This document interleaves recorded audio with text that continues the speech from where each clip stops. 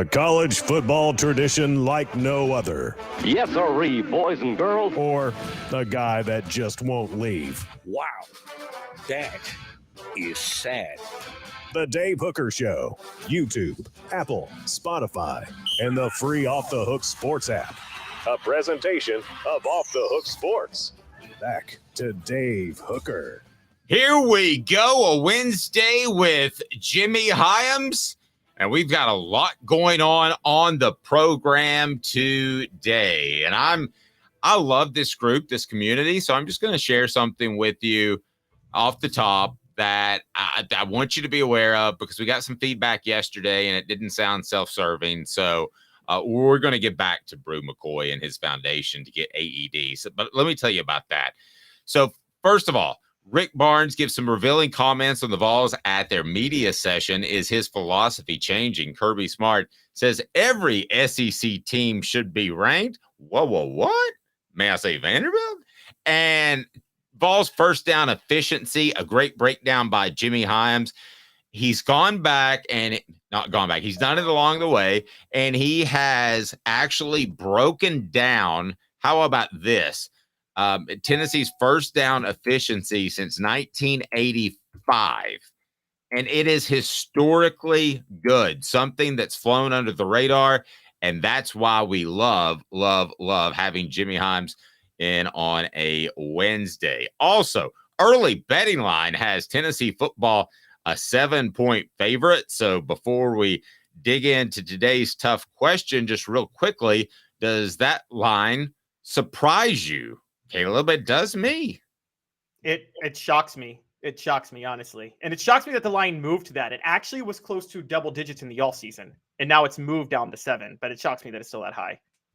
Yeah, what would you have put it at if you're if you're a part of what's going on right now? If you know college football like you do, what would you have it as?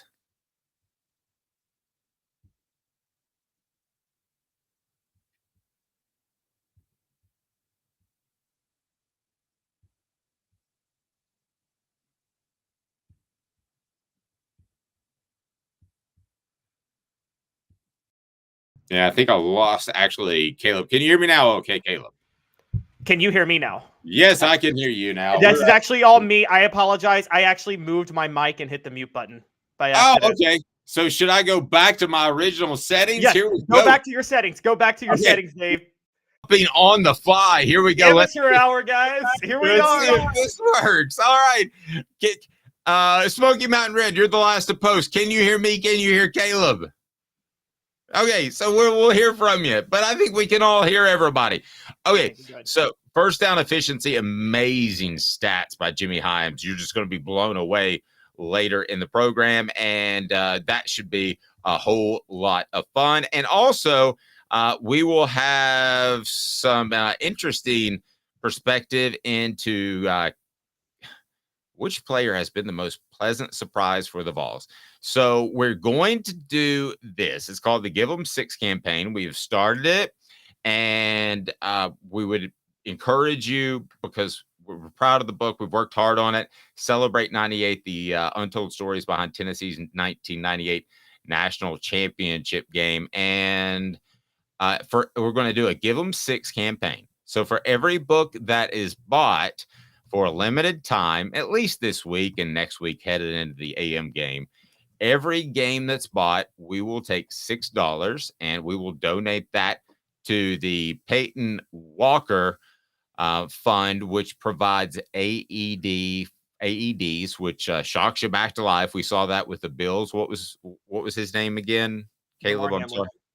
DeMar Hamlin. We saw that, and we want to be able to provide at least one AED to a school that might need it. So if you would like to order a book for a limited time, at least 10 days or so, I'm going to donate $6 for every book. Give him 6 in honor of Brew McCoy.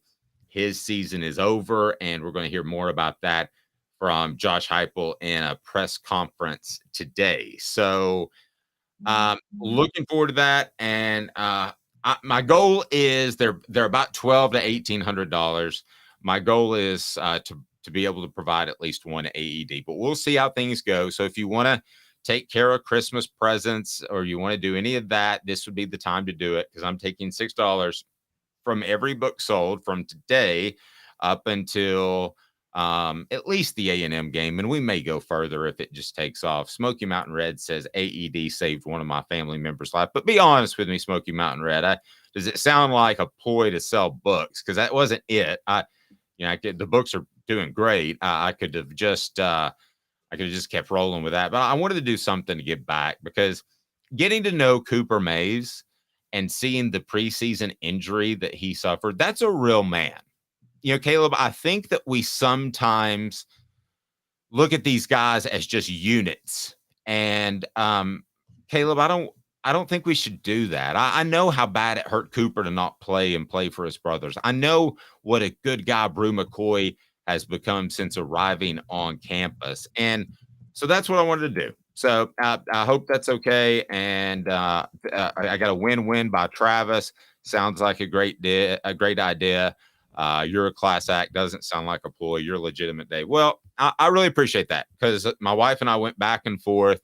Does it just sound like a book ploy? And no, it's not. We're very happy with the sales of the book, and the reviews have been fantastic. But you have to be sure and order them from my website, because Amazon takes so much darn money that I would lose money if I gave $6. So if you want to leave a review on Amazon, that really helps us. But if you want to order from the website, which is just down below, then I'm going to donate $6 for every book sold. So give them 6. I give them 6 campaign for the Peyton Walker Foundation in honor of Brew McCoy. And the check's going to have his name on it. It's not going to have mine. So there you go. Still a heartbreaking loss. I still haven't seen the injury. I don't want to see it. And so I'm going to leave it at that, because you compared it to Tyrone Prothro, and that was a bad one. It was disturbing to watch. And yeah, so I'll just leave it at that. But yeah, it was a bad injury. Okay, let's go ahead and get to today's tough question. And I love this one, because we get to talk some ball. Today's tough question now is brought to you by our friends at Zen Sports. Here we go. Today's tough question. Today's tough question. Take a side. Take a stand. The Dave Hooker Show, a presentation of offthehooksports.com. All right, let's talk some ball. Which player has been the most pleasant surprise for the Vols? Which player has been the biggest disappointment? So let me hear from you right now, and tell me what you're thinking on the message board. I'm going to go with you, Caleb, first, as far as most surprising and most disappointing. This would be our quarterly report card, even though it's 5 games. We're quarter September report card, or whatever you want to call it. So biggest disappointment, I know exactly where you're going to go, and I'm going to agree with you. Yeah, so most pleasant surprise, even though the expectations were high for him in the offseason. And I got to give our guy Fred White a shout out, because he was talking about him early in the season. I just didn't think he'd see the field, but it's been James Pierce Jr. I mean, he's immediately turned into the best edge rusher out there when you're in a group with Tyler Barron, Roman Harrison, Joshua Josephs. And he's doing more than even Byron Young did the last 2 years. I mean, James Pierce Jr. is the most pleasant surprise. This dude is a superstar. Okay, so here's what I'm going to do. That was going to be mine too. I'm going to go opposite of you. I'm going to pick a different player no matter what. So that was going to be mine. And I know what your biggest disappointment is going to be, and that was going to be mine as well. So you're going to have to make me work a little bit, because I know yours has the initial of DT. Yes. DT. That's also the first 2 letters of an acronym that millennials use that is a little dirty, but you know. I want to know. But yes, the most disappointing is obviously Dante Thornton. And I'm going to say disappointing too I mean this in a very negative way. It's disappointing to the point of borderline disgraceful, because it's disappointing based on a lack of effort to me more than it is actual lack of talent. And I'm sorry, when you're not good because you're not giving your all, like what you talked about with James Banks in the early 2000s, that's disappointing to the point of disgraceful. I'm with you. I got no argument with that. I think we overhyped Dante Thornton just a little bit. I will give you, and thanks for the book orders already. I really appreciate that. That means a lot. And we're going to get one AED, even if I have to make up the money to get the one AED, which is about $1,200 to $1,500. Somebody saying that they have already that they know somebody in their family that was saved by an AED. All right, my most disappointing player, I guess, would be Dante Thornton. It's hard to go outside of that realm, but I'm going to go a combo. And this sounds mean because he's a hometown guy, and I think he's a super kid. But it's three guys. Disappointing. It's Ollie Lane, Andre Keurig, and Addison Nichols. They played their best, I believe that. But in particular, Addison Nichols, I believe, has more talent, and he needs to get his stuff together, like by next year. Andre Keurig should have been in the starting lineup as a transfer from Texas. He was not. So that's very frustrating to me. The most surprising, you got me beat on the board, guys. It's McCallan Castles. McCallan Castles doesn't just look like a good tight end to me. He looks like an NFL tight end to me, and he's had limited touches. And you got to remember, he had to put on about 20, 25 pounds. This is the way it works at UC Davis, where he was and where he transferred from.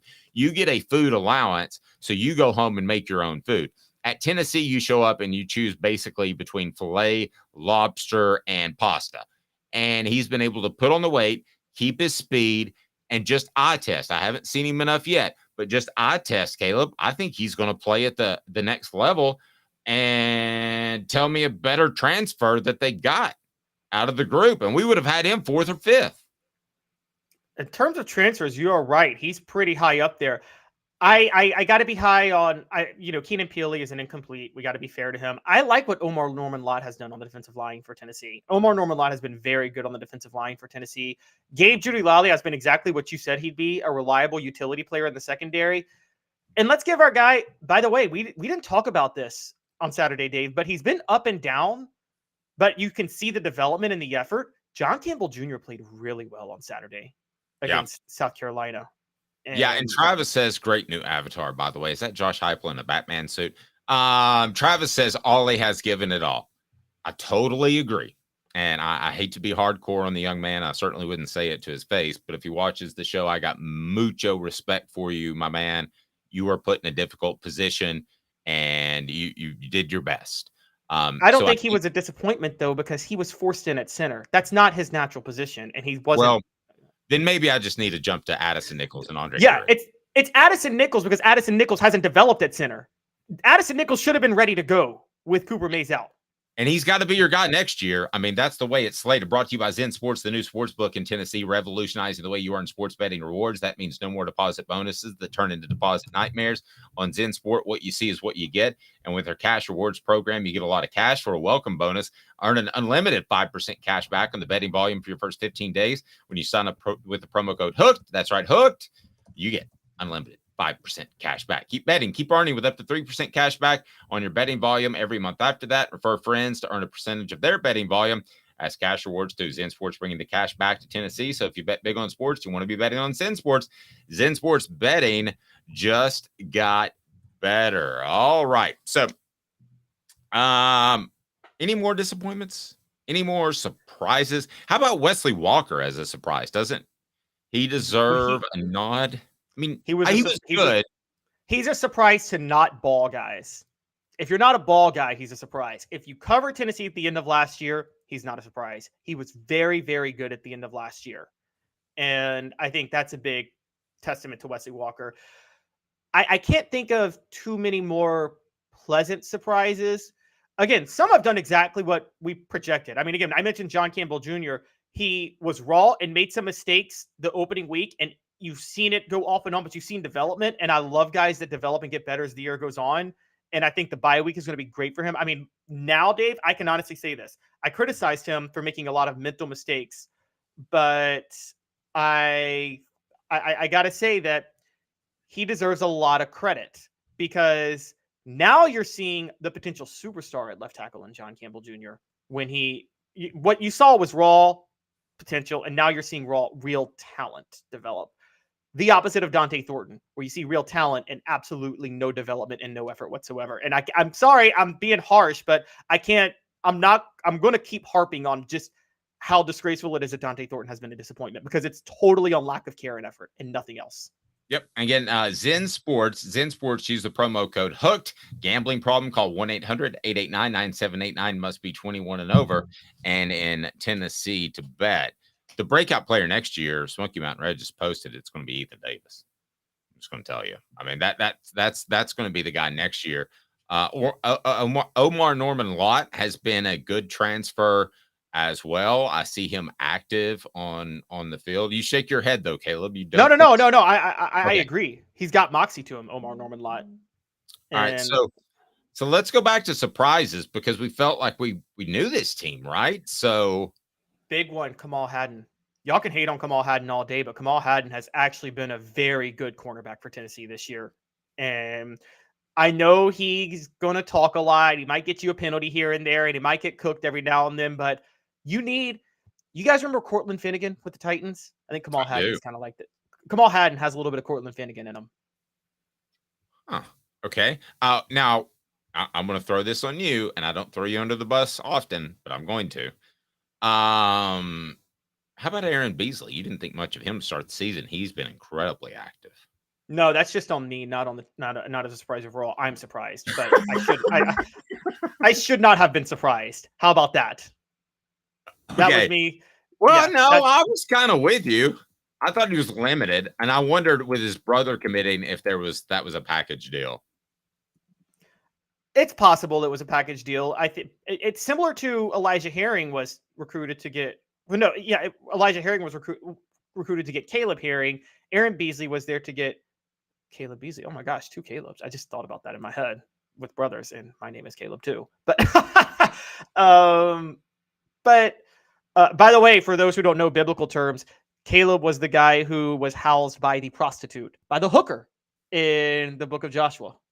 To take down Jericho. Well, I didn't know that, but now I do. Travis says he's also been terrible. He's missed the 2 biggest tackles possibly of his Kamal Hadden? No, I believe he's he's referring to the 2 missed tackles, the one that went viral and went crazy.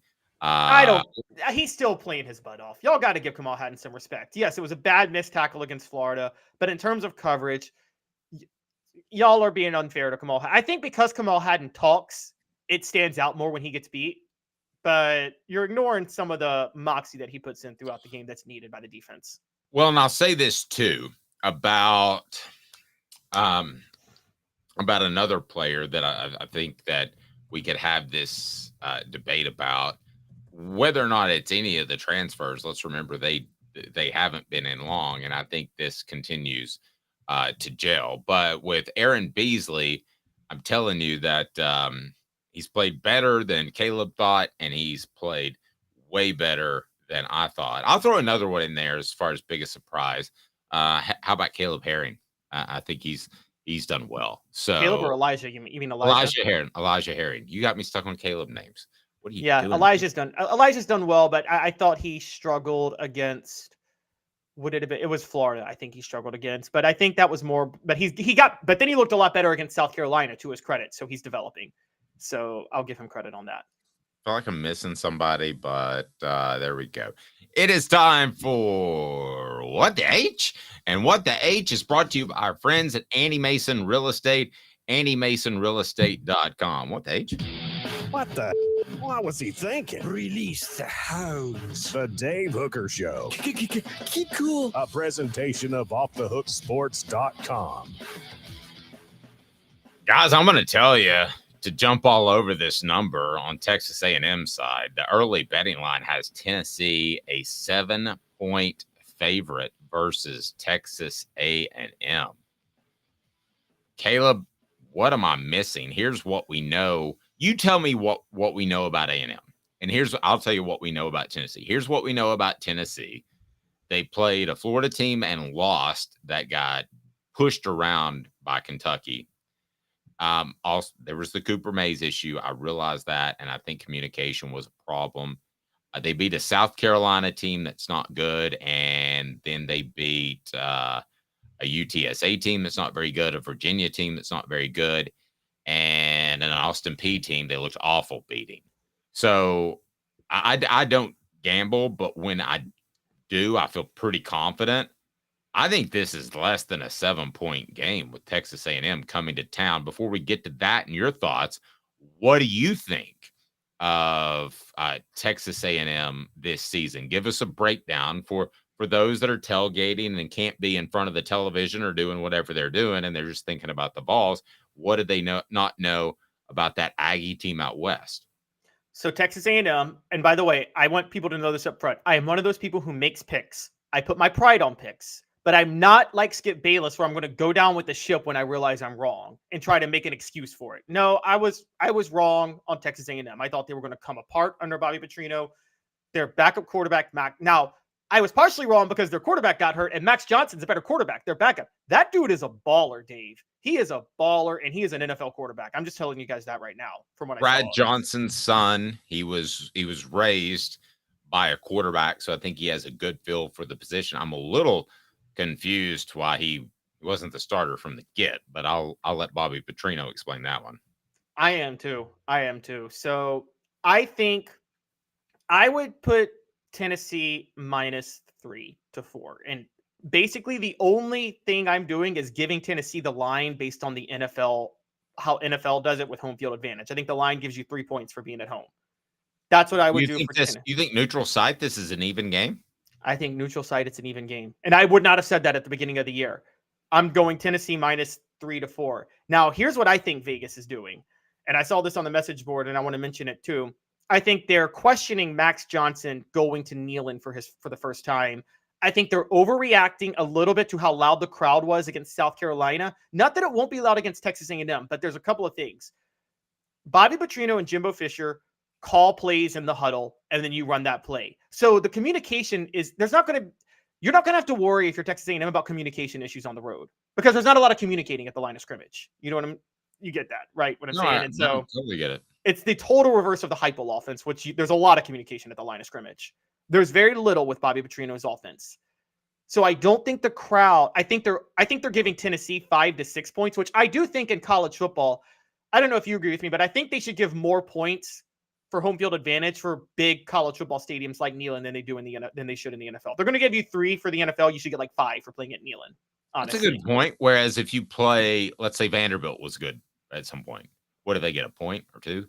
I mean, your own fans are showing up. If you're Tennessee, you give Tennessee 2 points because they're basically playing at home against Vanderbilt. But well, and I imagine all the other schools are like that too, right? I mean, I haven't checked out Vanderbilt's games and their fans, but if I'm Alabama or Georgia, yeah, I would like to go to Nashville. That's a cool city, and watch my team hammer the Commodores.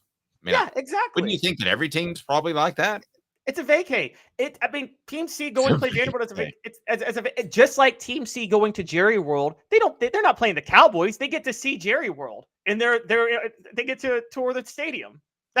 I'm sorry, Dave. What do you think if Robert says we need legal counsel? I'm confused by that. But what do you think if we did a vacay in like the script that we have Vanderbilt use, and do it in their same colors? What would you think about that? Called vacay, and maybe on the back you could have Go Vols or Roll Tide or whoever it is. Could we sell shirts like that? It's a vacay. That would be hilarious. And Vanderbilt, they wouldn't. I would say Vanderbilt fans would be so mad, but they wouldn't care. Most Vanderbilt fans know what they are, to their credit. They're there for academics. I'll say though, where I was getting it with Neyland, the only reason I would do closer to the NFL line next week and not like the 5 to 6 points that I think you should get playing at Neyland is because it's in the afternoon and because Texas A&M doesn't change a lot of plays at the line of scrimmage, so there won't be the communication issues. So I think a standard. So that's why I said Tennessee by 3 to 4. I don't know where 7 is coming from. I tell you what Vanderbilt needs. They need a visit from the Hemp House, a premier hemp dispensary online with a wide variety, great selection, and strict standards to ensure you only receive the best in CBD or Delta products. Go to hemphousechats.com. They can deliver anywhere, and you get 10% off. I don't know if they need it. I think the CBD's for the physical pain and the Delta 9's to have a good time. They could probably use a little bit of both. Vandy is there to help the heart after the AED saves it, and not football. We're going to provide an AED with someone to, but I would like for it to be a high school. It's not going to be Vanderbilt. They got the dad play money. The thing that makes me mad about Vanderbilt, I'm just going to say this, is they've got all the money in the world and nobody invests in football. Does that not make you mad? I mean, it would just take a couple of people. My cousin graduated from Vanderbilt. He's an orthopedic surgeon. He has his own jet. He doesn't pack luggage when he goes on trips. He goes on trips and his wife buys clothes. Dave, why invest in football when you can take the money from the SEC? Well, by the way, this is, if you think about it. I mean, my cousin, who I love, gave me a great new hip.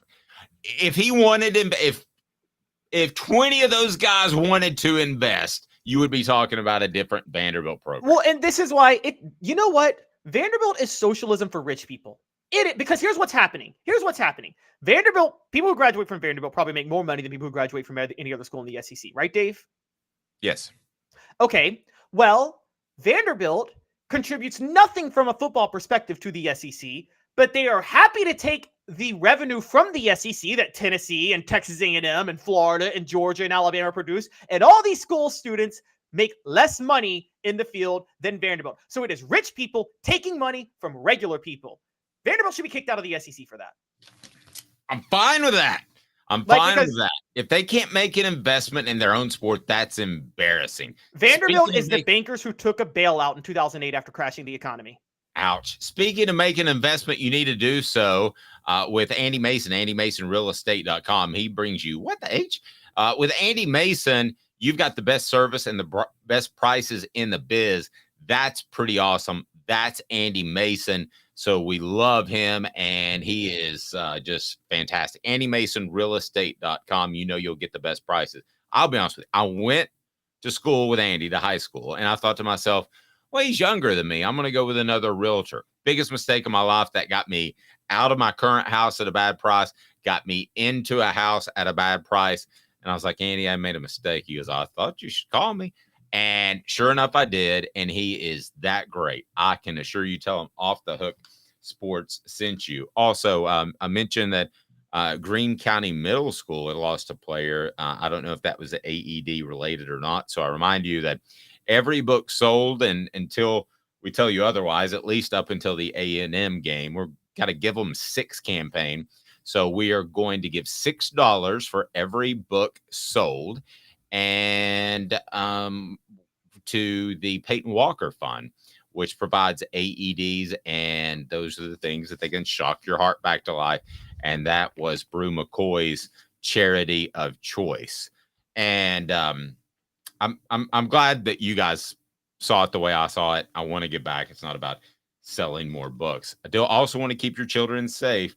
Harold Group Security Solutions, leadership experience, specializations, addressing problems through unique mission-specific mitigation techniques, also making your children safer one school at a time. That's HaroldGRP.com, HaroldGRP.com. They're working with private schools now, but they will be working with public schools very shortly, because we're getting some legislation changed. That's what we're taking care of. So there we go.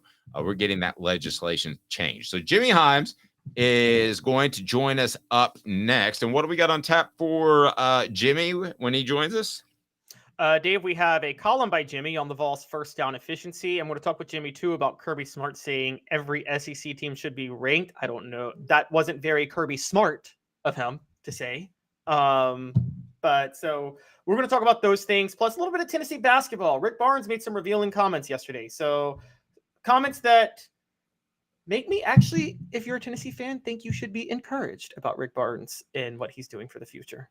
No, I like it. And yeah, with the thing that Jimmy's going to break down too is first down efficiency. He has been he has been breaking down and charting. I never charted because I felt like I could see the game bigger in the press box, but he's charted every play. He doesn't depend on the sports information department, and he's charted every play in Tennessee football since 1985. And the first down efficiency this year, at least before, well, it's probably every bit as good, but before the UTS game was really strong. Smoky Mountain Red says, I did put together an AD on the book and an AED, and we can all share on socials. So I don't know what you mean by AD, but I tell you what, it is on my Off the Hook Sports page. It is, if you haven't friended me yet, go ahead and friend me on Facebook and please share.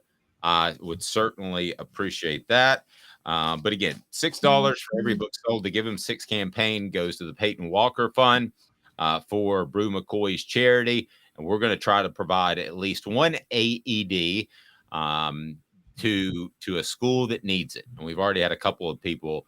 It's out there, Smoky Mountain Red, on advertisement. So if you want to share, that'd be great.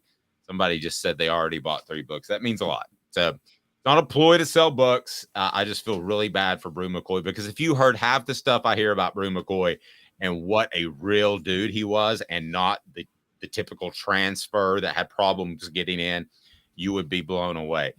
I have to tell you that I missed Butch Jones, Arkansas State, at UMass by 1 week. Okay, so I was going to do a bio on him and maybe a book, but I missed him because I'm going to the University of Massachusetts to see my son. So I missed him by 1 week. The Butcher played there last week, so I'm sorry I won't have anything on Butch, but I'm going to leave you and Caleb with Jimmy Hyams, as I've got to go up to UMass and see my son. Is he homesick? Yeah, but he won't tell me he is. 2 minutes right after this, and it's Jimmy Hyams. Caleb Calhoun will drive you through. I'm Dave Hooker. Hit that like and subscribe button. We certainly appreciate you. Coming up, Jimmy Hyams' first down stats is just going to be unbelievable. Stay tuned. Sun, sand, and salt water, the beach is a very relaxing place. Unless you wear contacts. Ow! Open your eyes to the best the beach has to offer with LASIK vision correction from Campbell Cunningham Laser Center. Sports Treasures in North Knoxville is one of the South's largest sports cards and memorabilia dealers, featuring over 10 million sports cards from vintage to modern. Sports Treasures carries a full line of hobby boxes, singles, autographed memorabilia, Tennessee Vol collectibles, fan cave decorations, and so much more. See a museum full of collectibles at Sports Treasures, 4819 North Broadway in Fountain City, and Sports Treasures on Facebook. Sports Treasures, where the real sports fan goes to shop. Have you seen the latest TriStar Hats Co. product? TriStar Hats Co.? What's that? You know, those really cool hats, shirts, tumblers, and even license plates with 3 stars like the official Tennessee flag and stripes like the American flag. Pretty patriotic if you ask me. Gotcha. Seen those. Those are cool. Where can I get them? Simple. TriStarHatsCo.com. And if you order now, there's 10% on any order $50 or more. Plus, use the promo code HOOKED. With the promo code HOOKED, you get 10% off. That's hooked. And don't forget free shipping with any order over $50. Stock up at TriStarHatsCo.com. That's TriStarHatsCo.com. There are plenty of wannabes out there, so make sure you go to TriStarHatsCo.com for the best quality and customer service. Will do, and I'll be sure to use the promo code HOOKED. That's hooked when I do, to save an additional 10% off. TriStarHatsCo.com. TriStar Hats Co. is a trademark of TriStar Hats Co. LLC. Any use without express written consent is prohibited. Welcome back to the show. Dave has got to fly to UMass, and he really did miss Butch Jones. By the way, Jimmy, you probably remember this. Jimmy Hyams here with us. It was after the UMass game, wasn't it, when Butch Jones went off on you, I believe, wasn't it, for asking the Shy Tuttle question?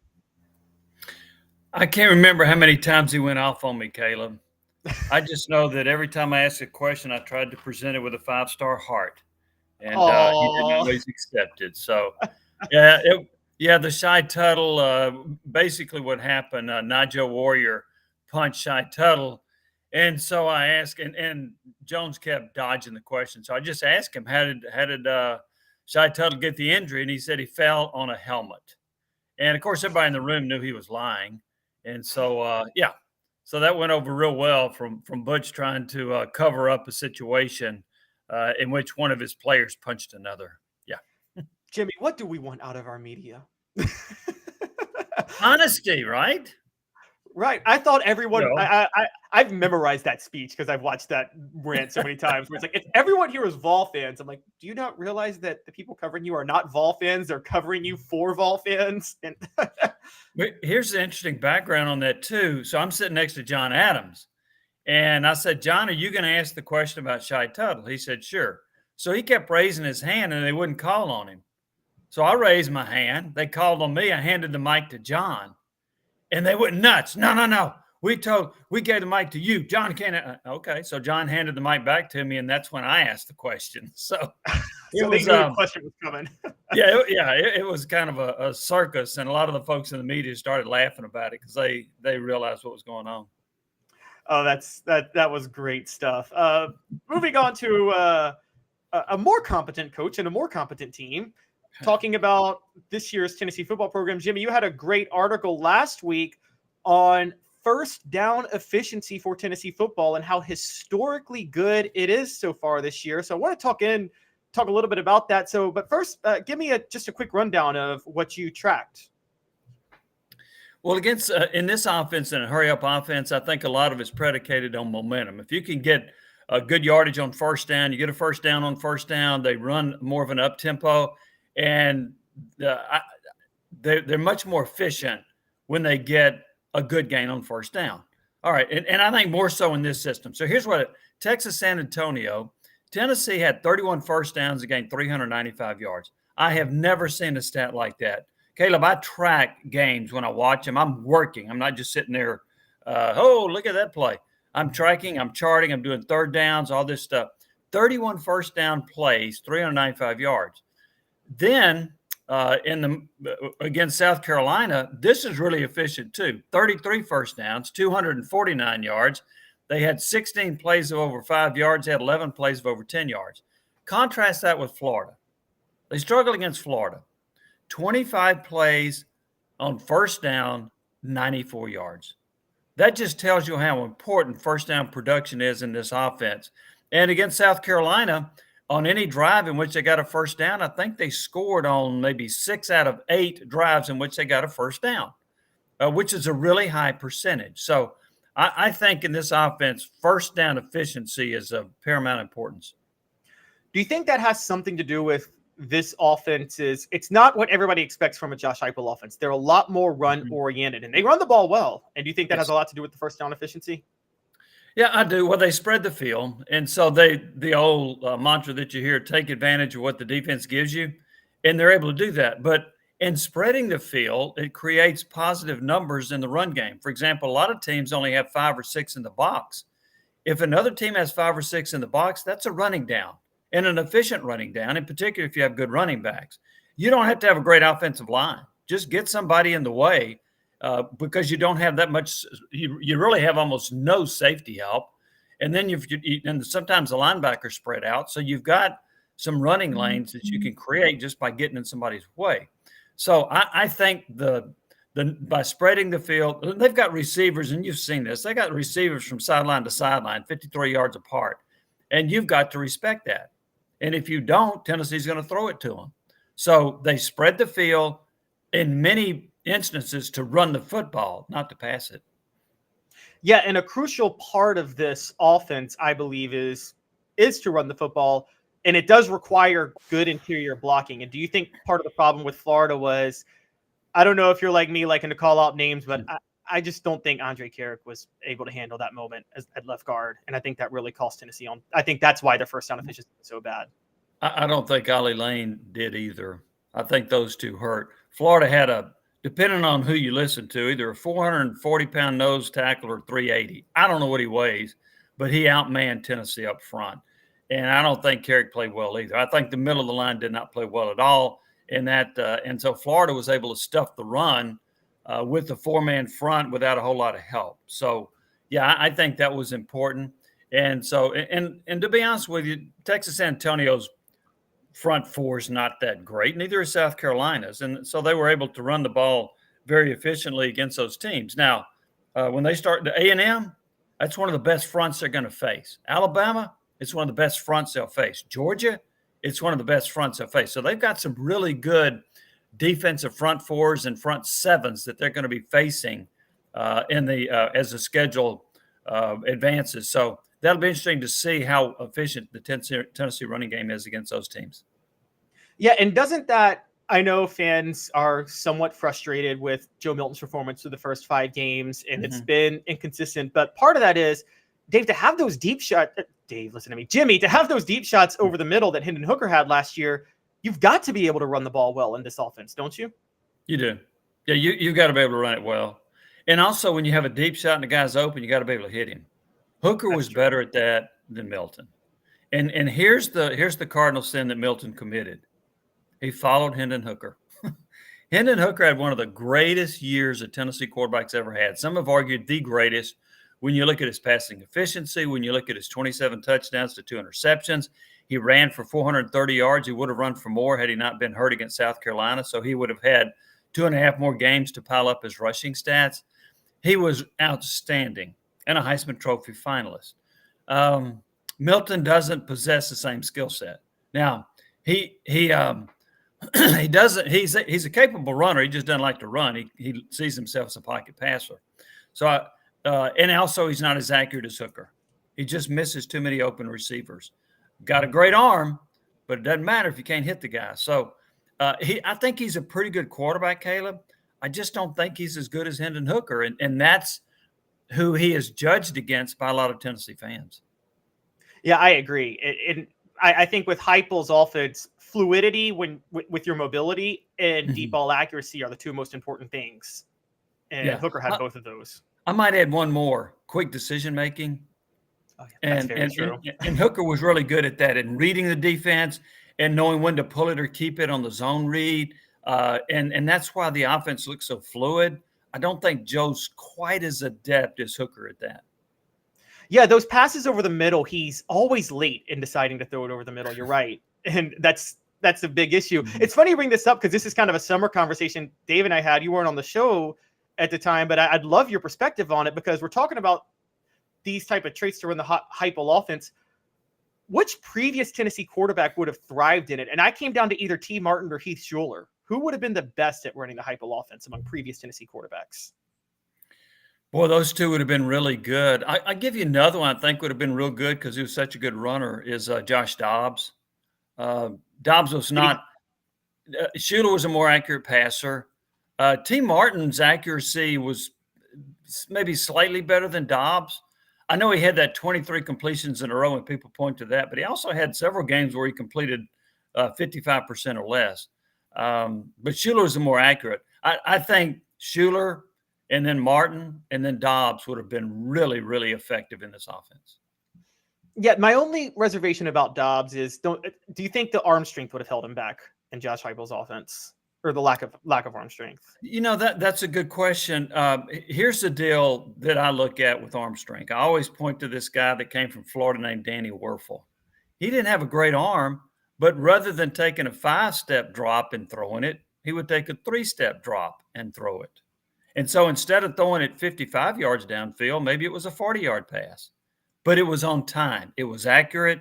And so maybe you ask Dobbs to throw it quicker. So he doesn't have to throw a 55-yard pass. He's throwing it maybe 40 in the air. And because those receivers, when they get open, and they do get open a lot in this offense, you just have to hit them. So I would ask Dobbs to probably throw it a little bit sooner than those others.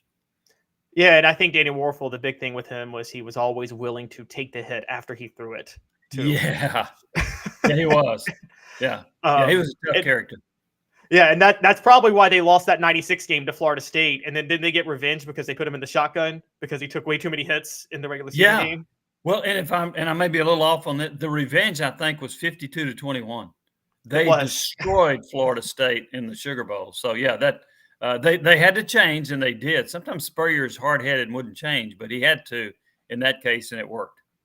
And it's funny to actually mentioning Spurrier, and we talk about first down efficiency. I wanted to go there because that's a similarity with Heupel too, where Spurrier wanted to run the ball a lot too, right? He spread the field, but then he always had an elite running back, didn't he, in the 90s that you had to respect? He typically did. I think he had Eric Rhett. I think he had Fred Taylor. But here's what I remember about what Spurrier would do. Spurrier would throw the ball a lot early and build a lead, and then run it in the second half when you're trying to play catch up. So he's still spreading the field, but now he's running it and he's running some more clock. So that's a lot of what Florida did. Throw it to build the lead, run in the second half to hold the lead. So you think that seemed to be a problem with Spurrier, whereas if it was a close game, he got a little bit impatient and was trying to force the passing game sometimes? Yeah. Oh, yeah. He did that against – I think he lost 2 in a row to Auburn. And I think that was a big factor in that. He got impatient, started throwing it down the field. He even went into one Auburn game. It was really a ridiculous thing to do. But he went in and said, well, if my quarterback Terry Dean doesn't play well, I just go to my backup. Who does that? Who says, hey, if my quarterback doesn't play well, I'm going to bench him? I mean, and so what happened? Terry Dean didn't play well. They went to the backup and they lost the game. That's what you had to love about him was his honesty, though. Never lied. Yeah. I've never known Spurrier. I remember him kind of being on. I think he hurt Jadeveon Clowney. I mean, he still went number 1, but I remember he kind of was open about Jadeveon didn't really give it us all his last year at South Carolina, and basically said no, he was right. Yeah, but nobody says that. Yeah, nobody says that. Speaking of coaches, I wanted to move on a little bit because I don't know if you saw that Georgia's head coach Kirby Smart was in the news yesterday for saying something that I thought, as I told Dave, wasn't very smart, which was he was asked about Georgia playing the first-ranked team all year in Kentucky, and he said, well, in my opinion, everybody in the SEC should be ranked, which I'm like, seriously? You're going to say that this year when the SEC is clearly down and they're still Vanderbilt in the SEC? What were your thoughts on Kirby Smart saying that? It was just dumb coach speak. I mean, clearly not everybody in the league deserves to be ranked. There are a lot of teams in the league that have a losing record. You're not going to rank Arkansas. You're not going to rank Mississippi State. You're certainly not going to rank Vanderbilt. So I took that as a coach that not only, well, he said something stupid, but I think what he's trying to do was to say, hey, the SEC is better than you guys think it is. You know, y'all are talking about how we're not as good. Well, we got all these teams that ought to be ranked. No, Caleb, you're right. The SEC is not as good as it's been. It doesn't have the elite teams that it did. To me, Georgia's more beatable than it's been in 3 or 4 years. Alabama is hamstrung by their quarterback situation. They're not as good as they have been. They're not the powerhouse. So there's a pretty good chance that Georgia and Alabama are going to lose to somebody in the regular season along the way. But, yeah, that was just a dumb statement by Kirby Smart. Nobody believes it. And if you gave him some truth serum, I think he'd tell you he doesn't believe it either. Yeah, if you were going to be more honest, I would have said, if I were Kirby Smart and I were an honest person as a head coach, I would have said, well, I don't know if Kentucky's legitimately ranked. Are they ranked in name only, or are they ranked because they got a 5-0 start playing nobody really good? Wouldn't that have been a better response? Well, no, because that would have fired up Kentucky. You know, now that would have been dumb too. So that would have been just as stupid as saying all of them should be ranked. What if he had said, I think everybody in the SEC should be ranked except Vanderbilt? How do you think that would have gone over? That would have been great. That would have been hilarious. But, I mean, the reason if I'm being honest on truth serum, though, I'm saying there is an argument that maybe he could say that Auburn was a tougher test for Georgia than Kentucky because Auburn on the road is tougher than Kentucky at home, I think, this year. I don't know what your thoughts are on that, but no, I think that, and as you know, that's a rivalry that goes back to like 1892 or something. I thought Auburn would give them a pretty decent game, but they gave them a better game than I expected.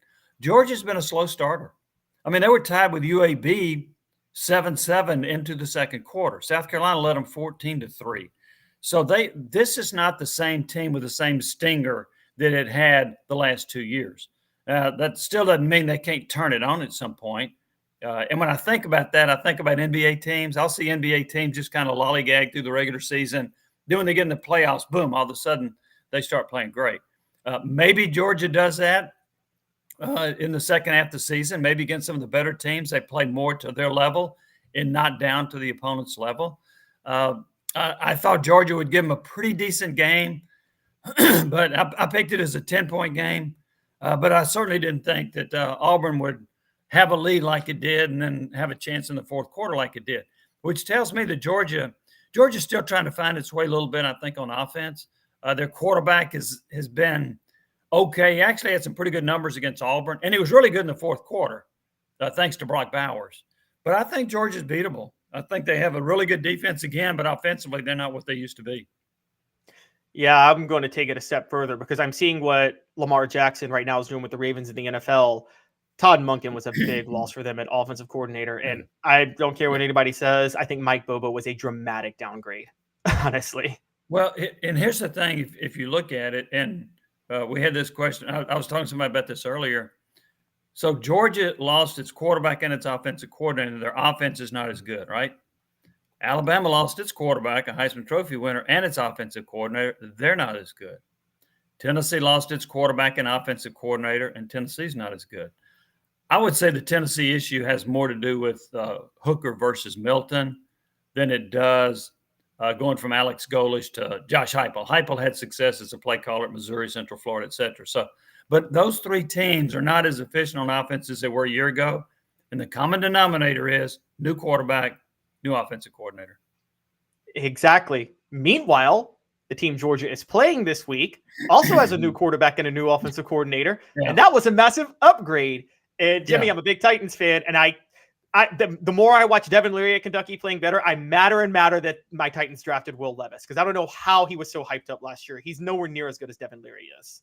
The people that watched him, the people that cover the SEC, knew that Will Levis was not that good. He had a lot of physical skills. Now, I'll say this. Against Tennessee a couple of years ago, he had a great game. Against Tennessee last year, Tennessee won 44-6. 44-6. And Will Levis was awful. And I know they kept saying, well, he's hurt, he's injured, he's got a bad offensive line, blah, blah, blah. And a new offensive coordinator. I think Liam Cohen is a heck of an upgrade over the guy they had last year. But having said all that, I thought Will Levis was the 4th or 5th round draft pick. I did not see him. And most people, as you remember, had him projected pretty high in the first round. A lot of people had him in the top 10. But I just don't get it with him. Look, in 5 or 7 years, I may be saying I'm wrong.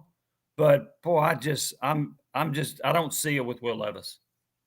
I'm totally with you on that. Do you think it's good news for Tennessee long-term that, look, Billy Napier said he's going to stay Florida's offensive play caller, which I think Tennessee fans should be happy about.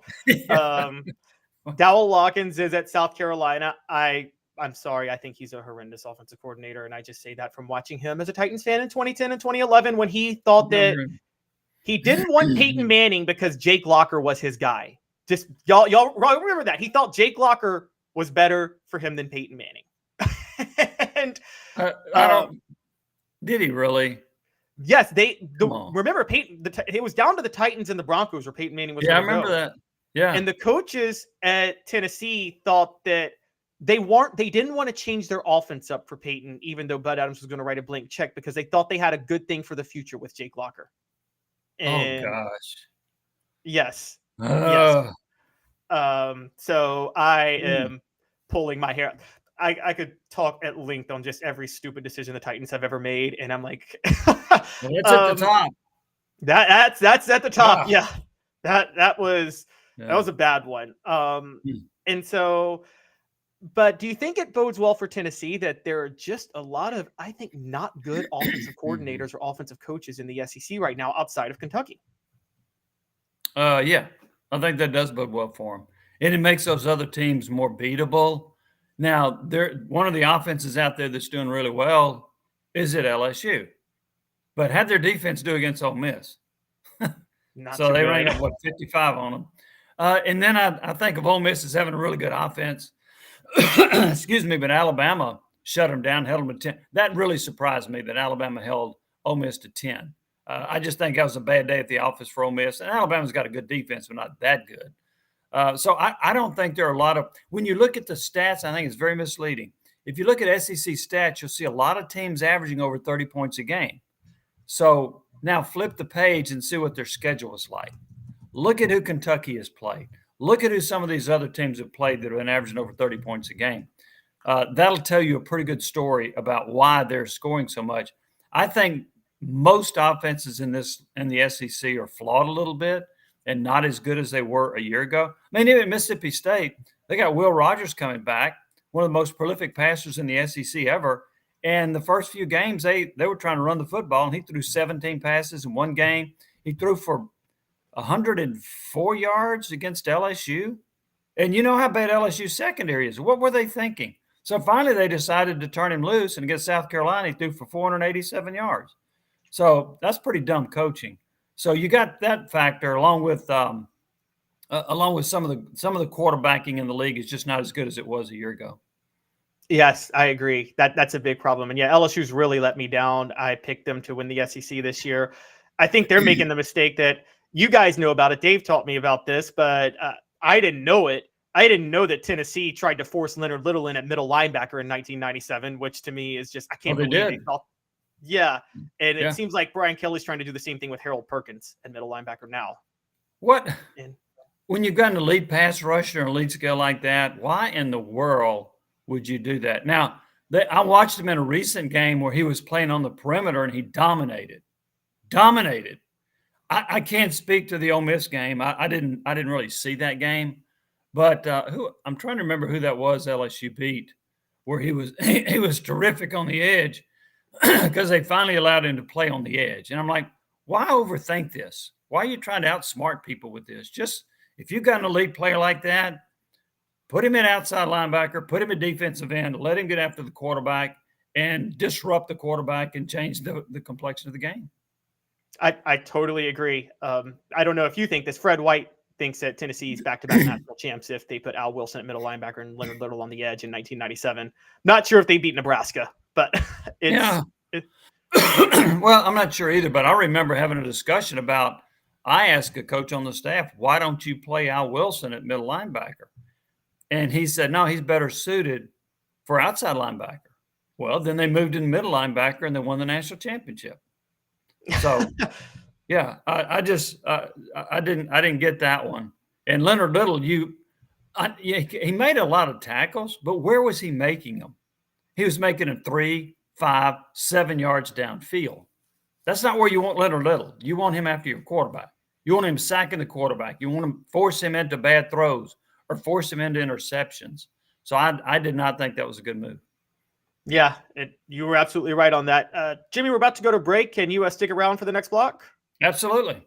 All right, we're going to talk a little bit of Rick Barnes and Tennessee basketball and a new update to the NCAA, which I think we all like to joke at and laugh at nowadays. So we will be back in 2 minutes, guys. Stay with us.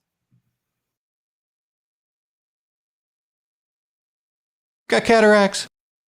We can fix that. Never miss another moment. With a little help from Doctors Campbell, Cunningham, Taylor, and Hahn at cctis.com.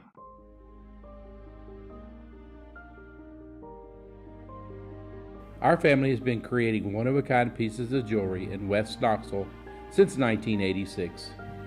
Each piece is a combination of unique processes that bring your idea to life. Every day in our shop, a truly special item with a story all its own is being manufactured in our facility, bringing the history and family sentiment into a whole new generation of life. We're grateful that you chose us to be Knoxville's best jeweler, a title that we value and respect. Because to me, being a jeweler and owning a jewelry store are not the same thing. I'm Rick Terry, I'm a jeweler, and we want to be your jeweler. Kingston Pike and Campbell Station Road in the heart of Farragut, and downtown on Gay Street right next to the Tennessee Theater. Hi, Mike Davis here with City Heating and Air, reminding you to always dare to compare. Our team provides quality local heating and air service, installation, and maintenance across East Tennessee. We use only the best equipment like American Standard heating and air conditioning for your residential, new construction, or commercial needs. Honesty, dependability, and customer satisfaction have been the cornerstones of our business since 1961. City Heat and Air. Dare to compare. These mountains hold and defend a spirit far better than moonshine. A drink that holds flavor, that becomes necessity. A hard cider made and relished by folk who are as hearty as they are legend. A refreshment that can only be found in one place. With a taste that makes you say, give me 3 bottles of the good stuff. Tennessee Cider Company, where necessity can be found. Welcome back. Caleb Calhoun with Jimmy Hyams here. We had Dave at the top of the hour, but he had to go. We are going to talk a little bit about Tennessee basketball. This typically happens during Tennessee football's bye week. It seems like basketball practices for the preseason always begin, and Rick Barnes spoke with the media yesterday. I wouldn't cover it too much in the heat of football season, but I want to get into something, Jimmy, that kind of stood out to me yesterday, which is last offseason, I was very critical, last season, and since he's been at Tennessee, I thought Rick Barnes was a solid hire, but I've always been critical that I felt like he was so old school with his love for the mid-range and defense, and he didn't believe in utilizing the perimeter the way he should, knowing the way college basketball is going. Then I saw how he went in the transfer portal this offseason, got a lot more three-point shooters, and he said yesterday at one point, quote, I know we have more depth on the perimeter than we've had since we've been here, and up to this point, we've shown we can shoot the ball. But I just know that we've got a long way to go defensively, unquote. Is this a good sign for Tennessee that maybe finally Rick Barnes is building a perimeter-based team to keep up with the sport? Caleb, I don't know. So if you look at the last 2 years with men's basketball, in exhibition games, they'll take 44 three-pointers. The first couple of games of the year, they take 40 three-pointers. And then they start getting into SEC play and they take 12 or 18. They scale it back. They go back to what they were before. So you think they're going to be a prolific or at least shoot a lot more threes. And then as each week goes by, it seems like they would take fewer threes. So I don't know if that's Barnes feeling uncomfortable. He wants to try this three-point thing and see how it's going to go. And then if he doesn't feel like it's working to his satisfaction, he scales it back and they take fewer threes. That's what I've noticed the last 2 years. Is that going to be the same case this year? I don't know. He's got a lot of pretty good three-point shooters. This guy, Canet, that came in, he's a really good player. I had a chance to watch practice the other day. He's really good. Gainey's a good three-point shooter. Ziegler's an okay three-point shooter. He's a threat out there. Vescovy has been their best three-point shooter in recent years. Jordan James is inconsistent. Every now and then he'll pop in a few threes, and then he'll go 1 for 7.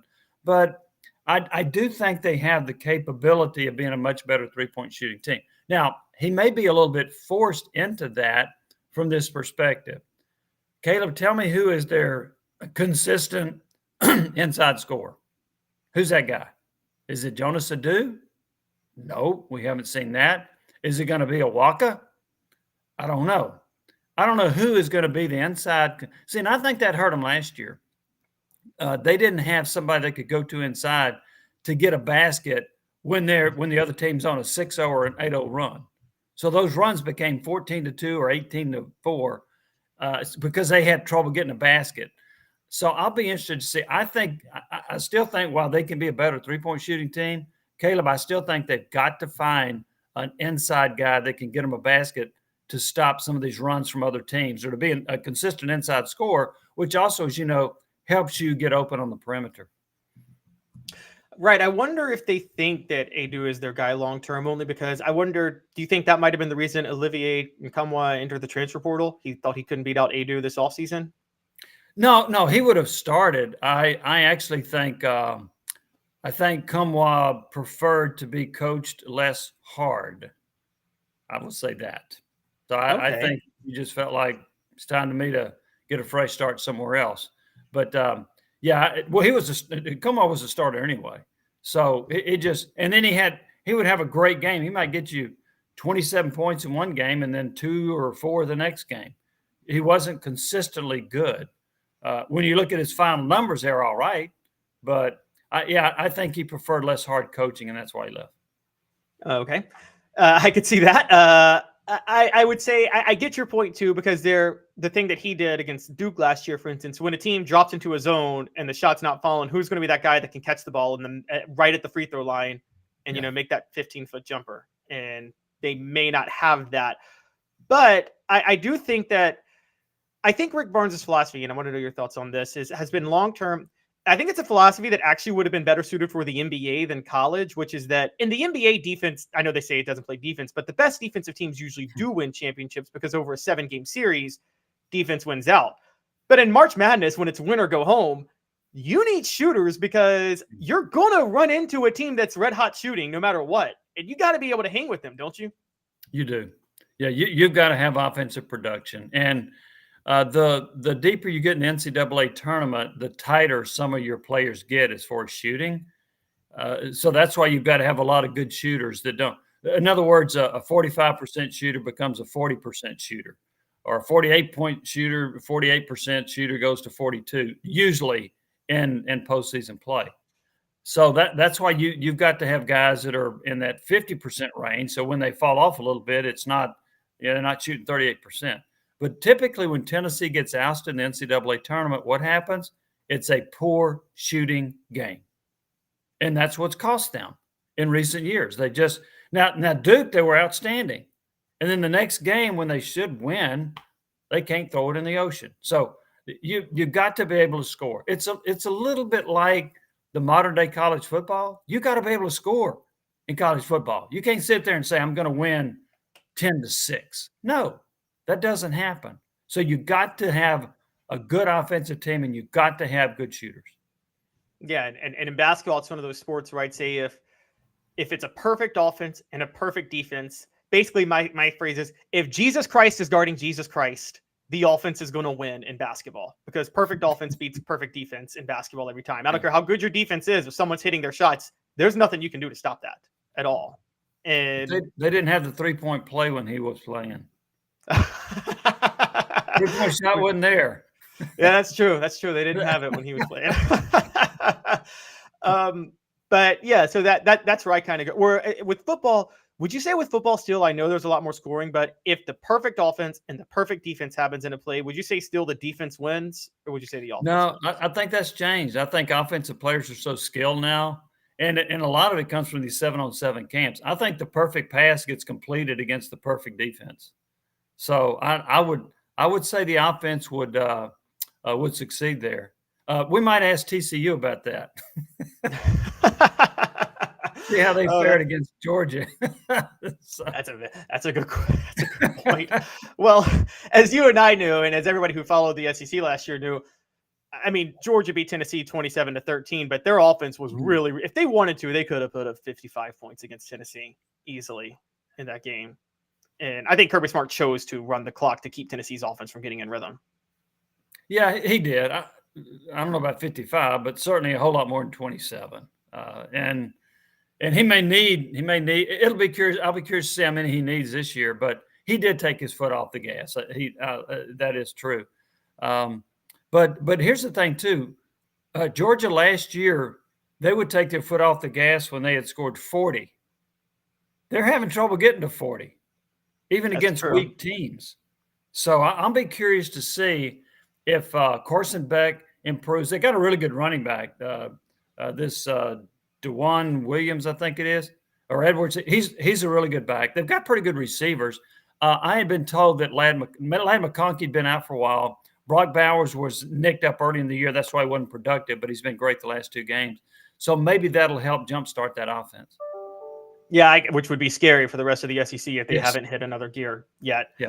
I'll let you address this because I've had fights with many Tennessee fans over my time, Jimmy, about, speaking of comebacks and sitting on a lead. I think the most annoying narrative to me is when people in the Knoxville community and the Tennessee Vols community try to make the case that Peyton Manning put up a gutsy performance and Tennessee fought back against Florida in 96 and almost won. Florida let Tennessee back in that game, didn't they? They took their foot off the gas too early. It's one of the few times I've ever seen Spurrier do that. Yeah, he took his foot off the pedal. It was 35-0, 20 minutes into that game. And then and Danny Werfel, if I'm not mistaken, Werfel threw for 155 yards. That's all. Florida ran the football in the second half to run the clock. Manning had an awful first half. I think he threw 4 interceptions in that game. He was terrible. And then in the second half, Florida took the foot off the pedal, didn't run. They ran the football trying to run the clock, And then they started playing a little bit softer in coverage so they wouldn't give up a 70-yard pass. But Tennessee was never in that football game. And they had to score late to make it 35-29. That was a late score. It wasn't like they had a chance. They cut it to a touchdown. No, that score was so late. That game was over after the first 20 minutes, I thought. Yeah, I thought so too. It was my revelation that at the time, now it's different now, but during that time, I felt like most 300, 400-yard games, because Peyton Manning threw for like 466, most 300, 400-yard games happen when a quarterback is trying to bring his team back and the defense is just playing soft coverage and letting you move the ball down the field. Yeah, I think in that era that was true. Now the way offenses are, they're throwing for 400 yards, like Caleb Williams out of Southern Cal with a lead. So I do think the offensive perspective's changed in recent years. But at that time, Caleb, I think you're exactly right. When you look at the most yards that Andy Kelly threw for, Peyton Manning, they were typically in losses.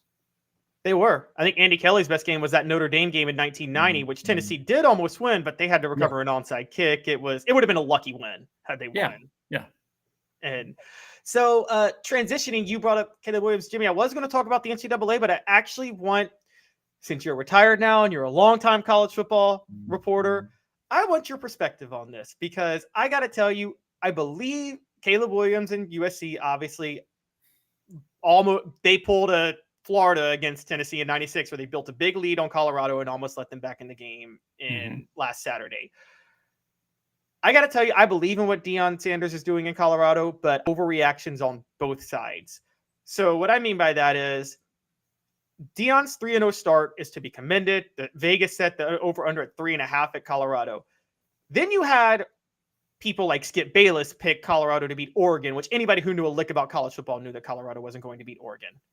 Yeah. And now you have people acting like Deion Sanders has been exposed as some sort of fraud for losing 2 games to top 10 teams. Who's annoying you? Who is annoying you more? People who thought that Colorado was a contender, or people that think Deion Sanders is now underachieving because they reset expectations because of the 3-0 start? I'm gonna go with the latter. Those that think he's underachieving.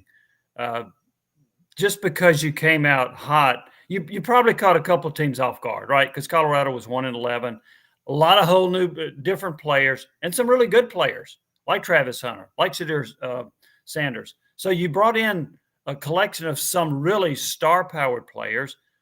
But here was my concern. Colorado at the line of scrimmage is not very good, offense or defense. They're not. And they're not going to win a whole lot more games. But they got this great start. They were the talk of college football. I give them a lot of credit for what they did. I haven't looked at their schedule, but if I had to pick right now, I think they'll be hard-pressed to go better than 6-6. So look, remember, they were 1-11, and he completely changed 95% of the roster, I think, changed. There were a few holdovers. So I think what he's done is very good. He's going to recruit well out there. People know him. They want to play for him. The mamas want their sons to go play for him. So while I think Colorado is going to get it handed to him by several other teams because they're not any good at the line of scrimmage, I still think this turnaround has been pretty remarkable for Deion Sanders. That's where I am. And it's going to be annoying when they go 6-6 and then people lose all perspective because they had this false hope after a 3-0 start, not realizing that you're right. They caught some teams off guard and they're really undermanned right now. I mean, Vince Lombardi couldn't take this team better than 8-4 probably.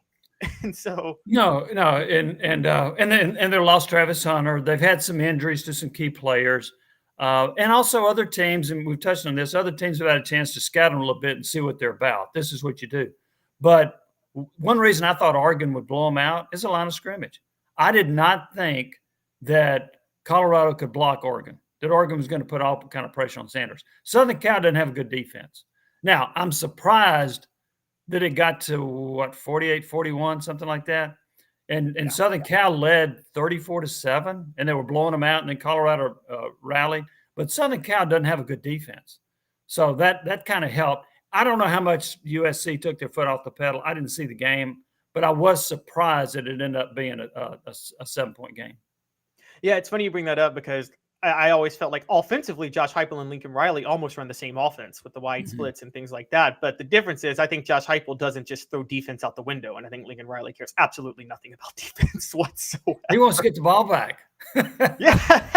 He's the Let Mike him score D'Antoni. so I can go score again. Exactly. Yeah. He's the Mike D'Antoni of college football. Yeah, And, that's right. and so, yeah, and that's where I am. And so, as a guy who covered the sport for a long time, do you think long-term somebody like Deion is good for the sport, good for college football, Colorado? I think so.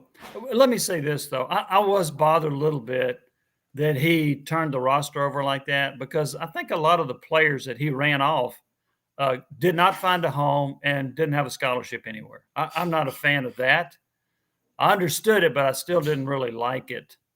It wasn't, and I'm not saying some of them shouldn't have been run off if they weren't given the effort or whatever, but I didn't care that much for that. But I've got to admire what he's been able to do at Colorado, the belief that he's instilled in them, the confidence he's instilled in them.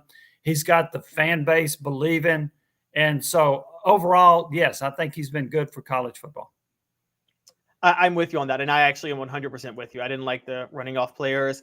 I think in this era with the level of pressure that's on coaches and things like that, I think that given player power, I think a lot of people didn't realize that the power you're giving them with the transfer portal and NIL, you're also giving coaches power now to run off players more than they used to be able to.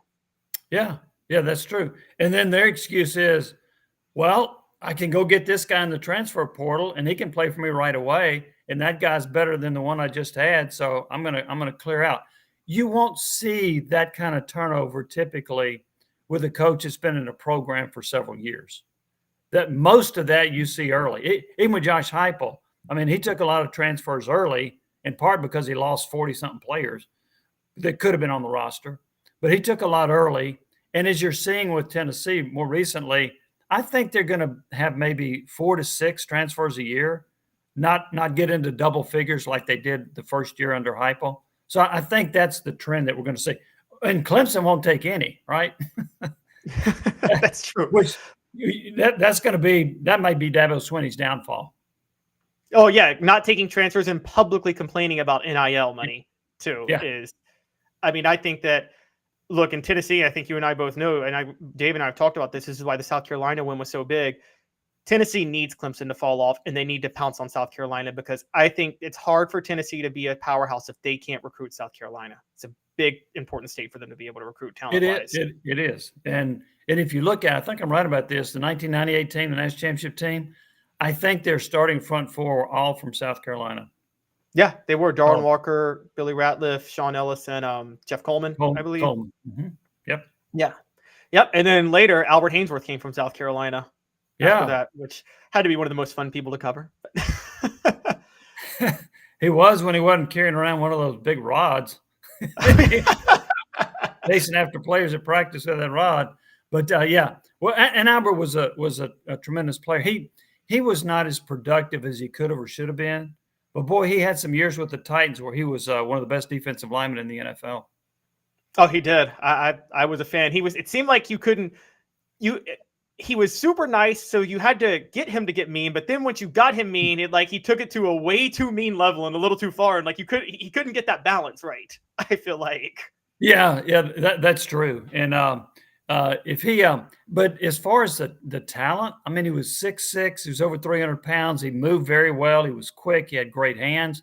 He had a lot of the skill set that you would want to be a great defensive lineman in the NFL. And for a number of years, he was. He was. Jimmy, thanks a lot for hanging with me the last couple of segments. I know I am not envying Dave having to go to Massachusetts right now. I think it's going to although Massachusetts around Halloween seems pretty nice. So that's always fun. But we really appreciate you. Enjoy the rest of the day. And again, thanks for doing 2 segments with me. Caleb, you're welcome. You have a great day as well. Thanks. With Caleb Calhoun, Jimmy Hyams, this has been a production of Off the Hook Sports. Dave Hooker was there the first segment. Please hit the like and subscribe button. I will be on tomorrow with Caleb Jarreau, so it'll be the Caleb Show. And then I'll be on again Friday. So thanks a lot. You guys all have a great rest of your day.